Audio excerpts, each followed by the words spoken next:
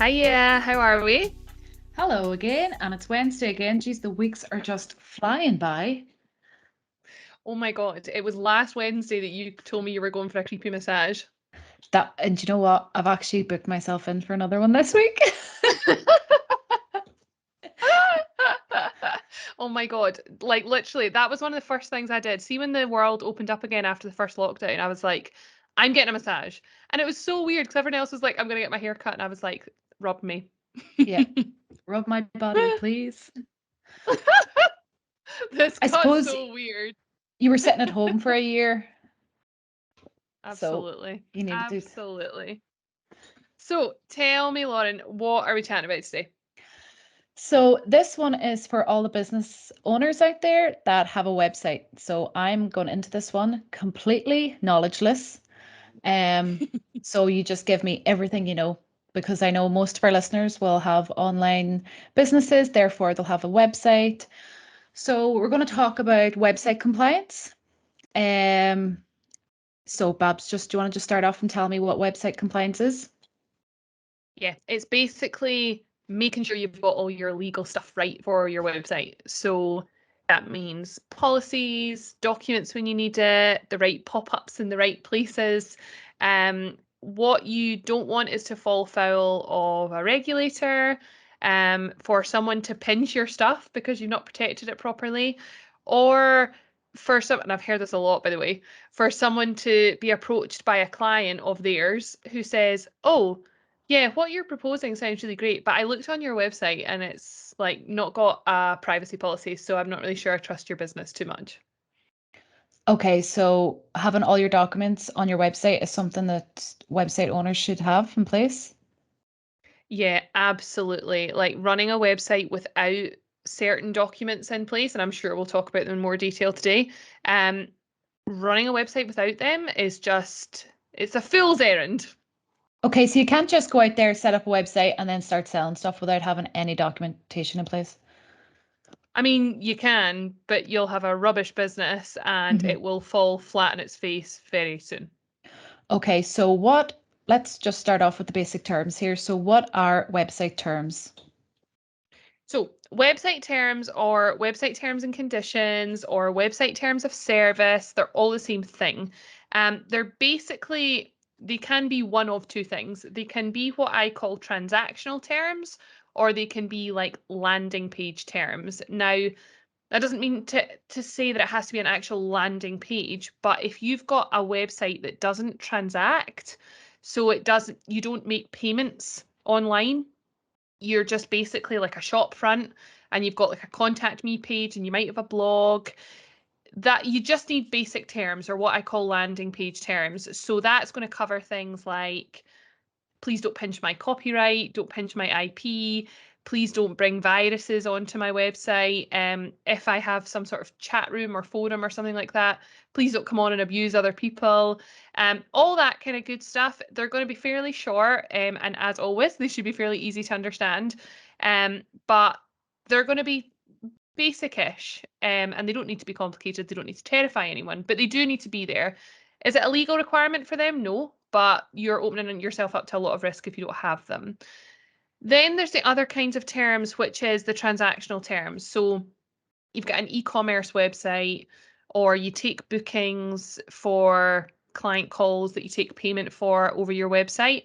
Your T's and C's need to cover that. So whether it's sale of goods, sale of services, a bit of both, business to consumer, it's essentially your client contract. It just happens to be made specific for your website.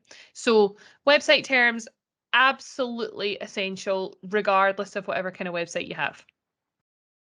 And I feel like people get confused as well with like their website terms and like their business terms and conditions. Are they the same Yeah. thing?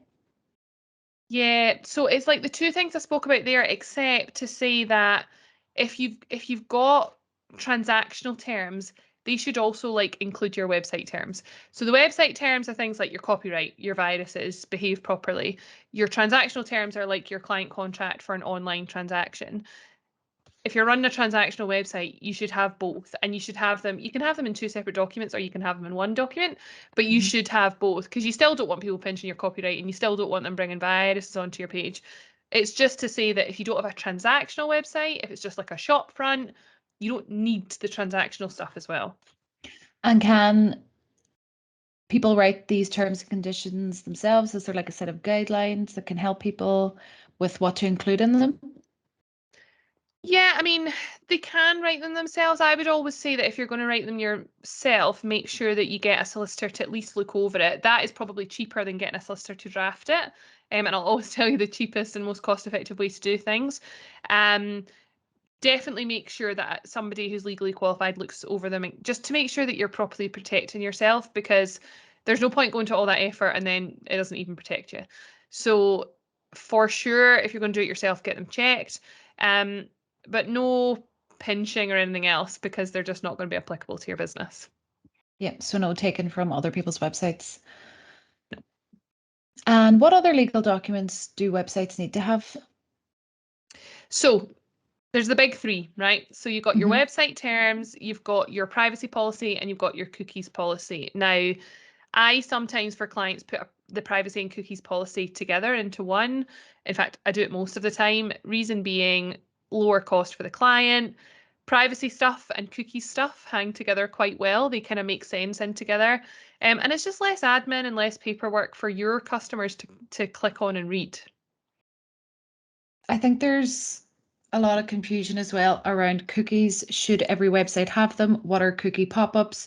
Do you want to just dive into cookies? Yeah. So cookies, unfortunately, they're not the delicious snack. I'm always like, cookies, but not the good kind. Oh, just such a geek. So cookies are like a little like a file, a little text file that basically exists on your devices, your browser, your laptop, your phone. Whenever you're accessing something, a cookie is created. Now, that cookie kind of goes throughout your user journey. It tells people who are looking at it what kind of things you're doing on the website. But there are different cookies for different reasons. So there are essential cookies that websites literally cannot function without, or they can't function properly without them.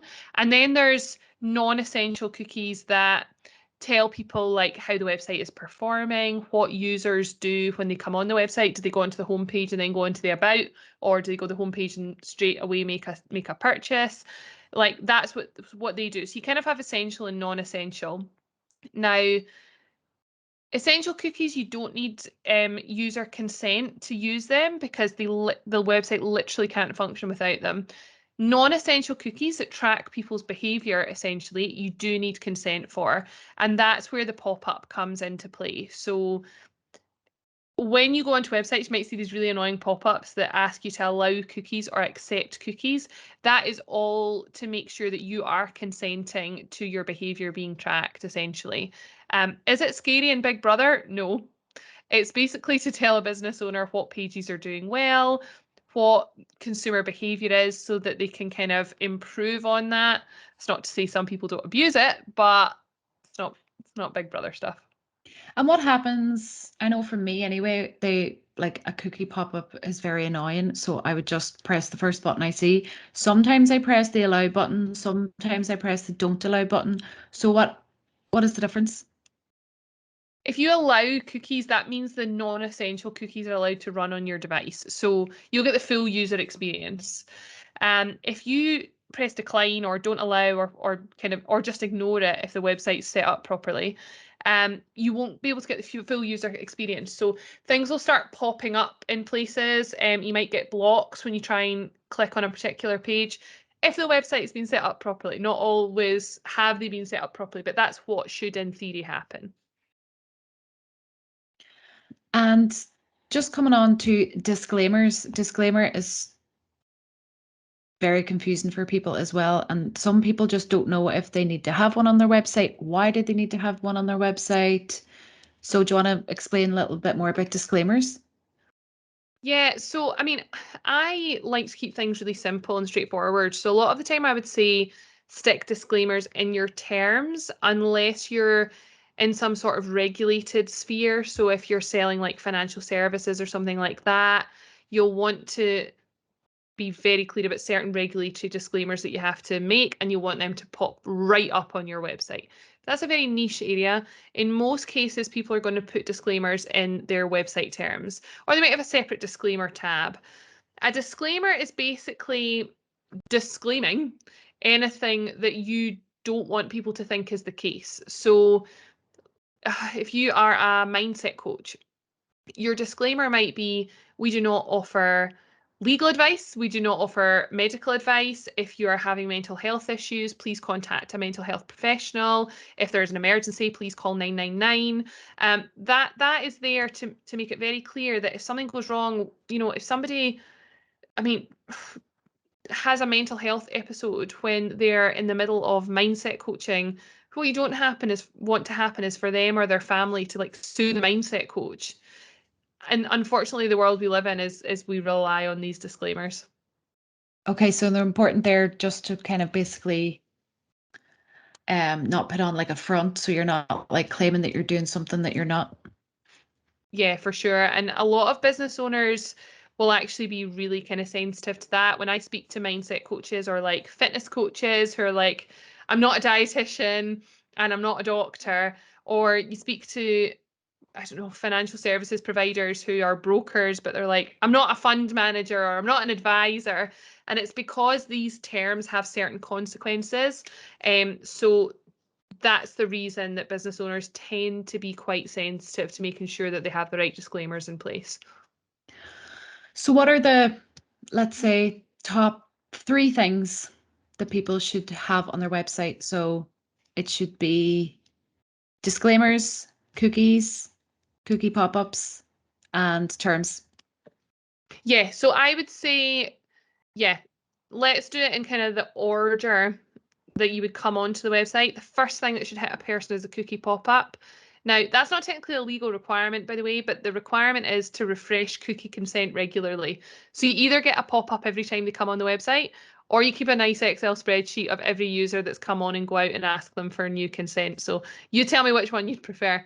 But that's the first thing. Second thing, if people are looking for your legal documents, they're going to scroll down.